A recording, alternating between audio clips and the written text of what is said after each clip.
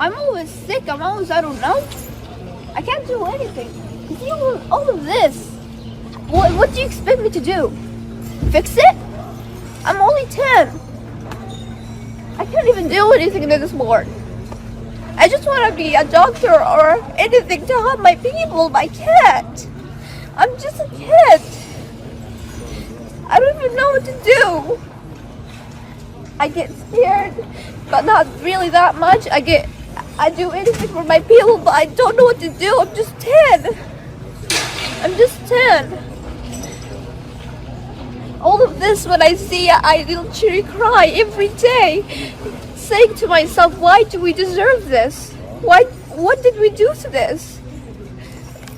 My family said they just hate us. They just don't like us because we are Muslims. Why does Muslims act for you like that? We're just kids. You see all of the kids around me? They're just kids. Why wouldn't you just send a missile to them and kill them? It's not fair.